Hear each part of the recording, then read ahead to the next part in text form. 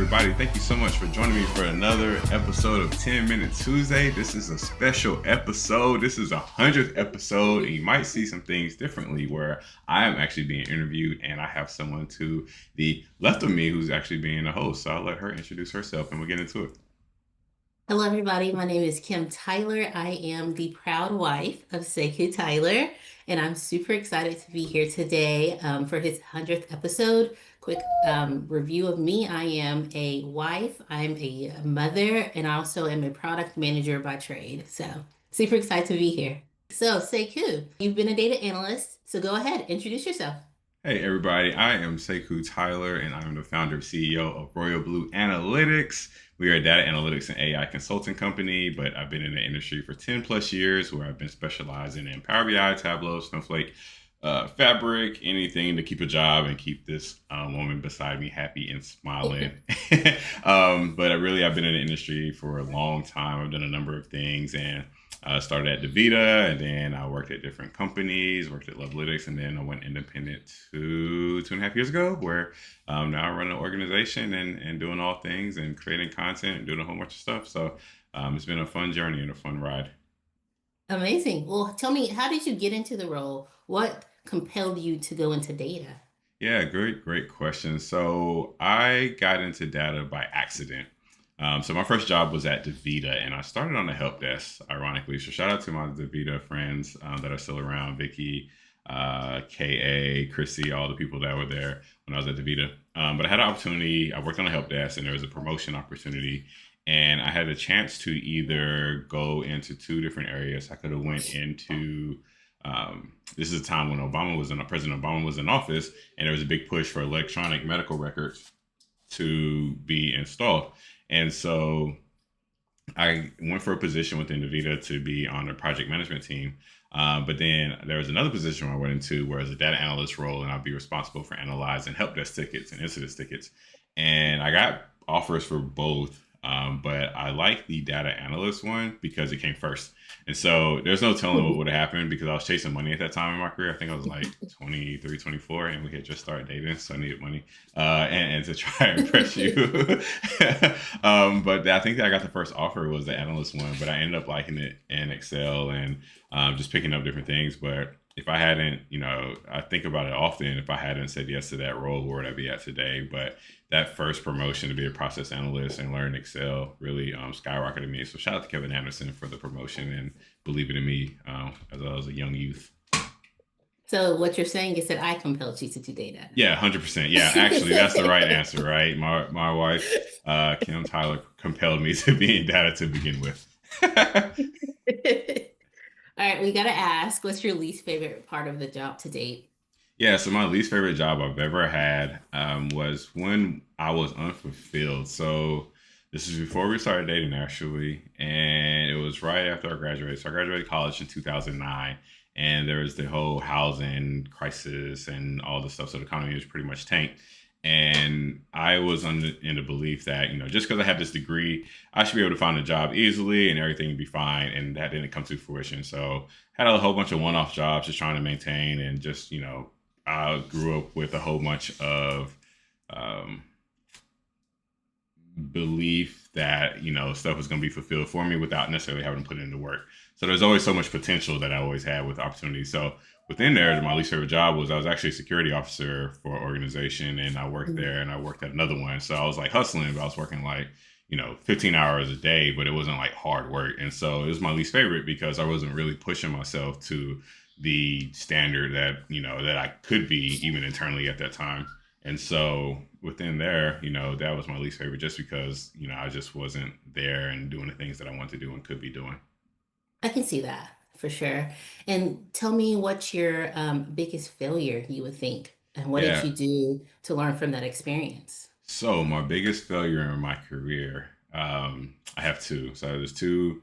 One is data, and then one is from a career perspective. So from a data perspective, one was I was working on a dashboard project, and I thought I knew the audience, and I spent all this time where I was really getting granular and detailed. So I was building out the high level KPIs and the metrics and all this information. I was building out all this detail to be able to drill down. And you can click here and find and research and do all these different things, right? I spent probably about 2 or 3 weeks on this thing.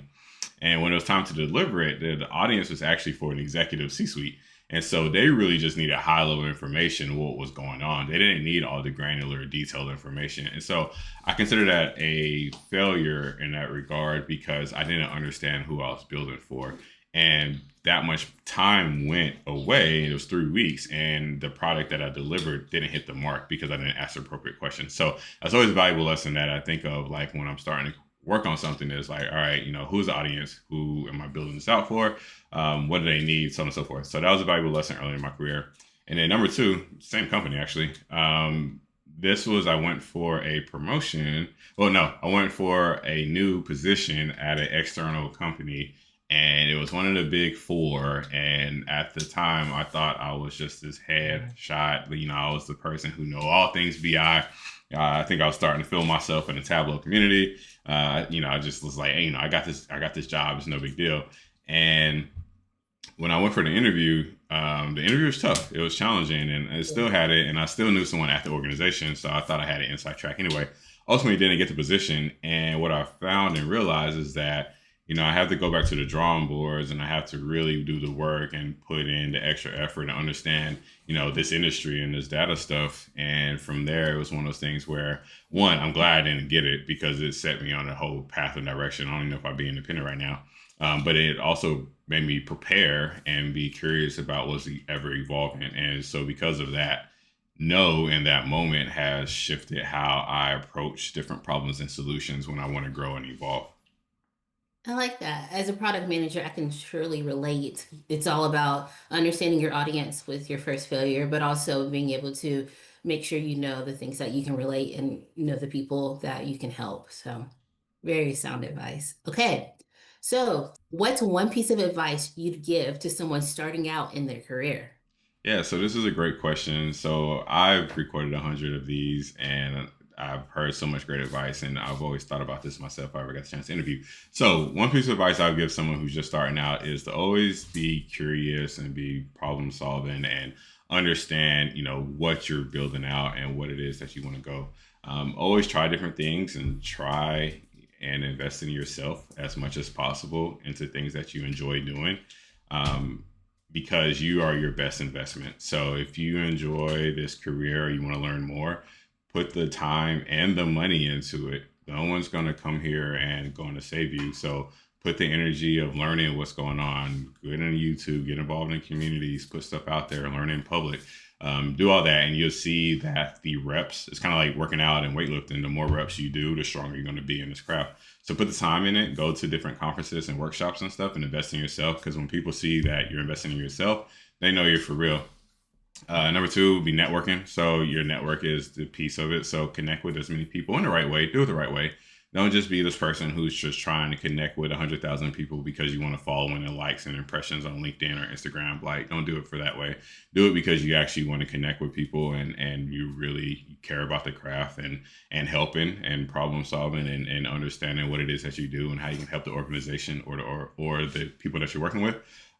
Do it for the right reasons. Do everything for the right reasons. Always try and grow on what you're doing and building, and have fun with it. I think no one talks about the fun of the problem solving piece of it, or the ability to just come in and learn different things. Like, it's a constant puzzle that you always have. Like, no one's ever going to have data figured out. There's always going to be something evolving. Now it's AI. Now it's all these different tools. And like 3 or 4 years, it's going to be something else that we have that's going to always evolve. So have fun in the journey, because this should be fun. Like, we spend so much time in this thing that it should like make us happy in some regard. Like, there will be moments where we're upset and cranky because we can't figure out something, but have fun with it. Like, that's what it's all about. I love it. Sound, very sound advice. All right. And then tell me about the most influential people in your life and how they impact you each day. Yeah, so this is one of my favorite questions because so many people have made an impact on me. I won't ramble for another 4 or 5 minutes on this one, but most influential people for sure is my parents, both sides. So my in-laws. So shout out to mom and dad Gilmore. They keep me grounded and happy and humble, and they're really awesome people. But then my actual parentals as well. Shout out to my mom. Shout out to my dad. Mom is a writer. She just really has always believed in me more than I even probably knew. I think it took me getting older and all the responsibilities and stuff that I have to realize how much she believes in me, and words of advice and some gems, even whether I don't want to listen to it at all because I'm a Leo and stubborn at times. But she always speaks life into me. And then my pops, rest in peace, pops, man. Always still here. You're somewhere on the shoulder, probably right now as we're recording. Still pushing and guiding and driving me. But the biggest reason I'm even self-employed and independent and an entrepreneur and doing all things because of Pops. So I saw him, and he's really just my biggest hero. You know, people growing up as a kid, you think like, who's your hero? And people be like Kobe, Michael Jordan. And mine was always my dad. So my dad's my hero. And so he's always there guiding me and giving me the right path. From a career perspective, gotta give a shout out to Patrick LeBlanc and Chantilly. Those are like the two most influential. My brothers, my sister. There's a million people I can name. Like, and so whoever's listening to this, don't get butthurt because I shout y'all out. But Patrick, Chantilly, y'all like the two like super influential people, man. Y'all like without y'all and leadership and everything, put me in positions to succeed and win. I wouldn't be here without y'all. But I also gave a shout to John and Ryan as well because I know y'all gonna cry. So Jonathan and Ryan, yeah, y'all be cool. But there's a million people as well. Shout out to the Tableau community. Y'all are awesome. Power BI community, Snowflake community, like all the different data communities that come and really welcome me and with open arms has been so influential and impactful for me. And then last but not least, you, honey bun. Yeah, wouldn't be here without you. Seriously. Like you hold it down for me when I'm doing a million different things. You're there when I have to go travel or go speak or be a listening ear. If I'm like, man, this client is annoying or I don't feel like speaking at this event, you listen to all these different things that, you know, just drive me crazy. And then I got this little one.